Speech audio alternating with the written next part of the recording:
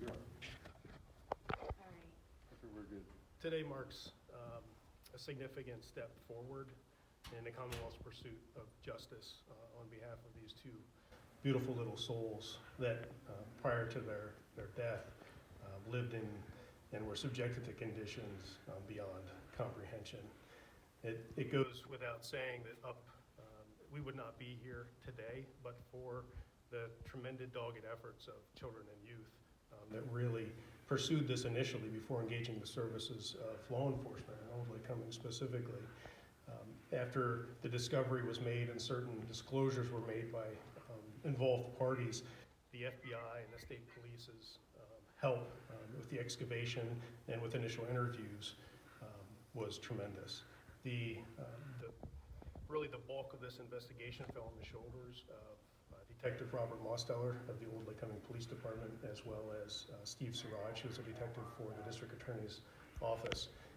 We wouldn't be standing here today if it wasn't for the countless hours that they put in regarding interviews, evidence collection and analysis, etc. Due to the ongoing nature of this investigation, it is not complete by any stretch.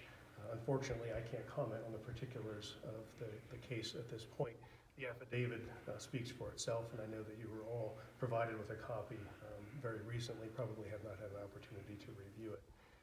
This is a capital case. The death penalty will be pursued against Marie Snyder and Echo Butler. Just glancing at this paperwork, this is some of the worst abuse that I've read about. Talk about that. Yeah, again, the conditions which unfortunately these two beautiful little girls were subjected to prior to their death is some of the worst I think that I have ever seen by far. And in speaking with law enforcement, hands down, it is the worst that they have seen as well in their storied 30-plus year career. You mentioned the investigation isn't over yet. Do you fully expect more charges for someone else, other people, or what do you think? Nothing is being ruled out at this point. We still have a tremendous amount of information to sift through. We're not going to rule out potential additional charges against other individuals. Ryan, early on, there's a lot of people who were saying that children and youth did not do their job. You just said you praised them for doing it.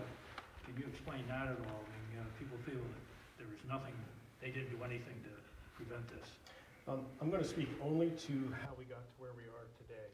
Most recently, if it wasn't for children and youth, specifically one particular caseworker that recalled having contact with one or more of the now deceased children, and her really, again, dogged efforts to really isolate and figure out where these kids were, and then her engaging law enforcement when she was running into a brick wall, literally, with interviews of Marie Snyder, Echo Butler, and others in the household, we wouldn't be standing where we are today. So I have nothing but praise for what they did. Do you think there could have been more done to prevent it from happening now?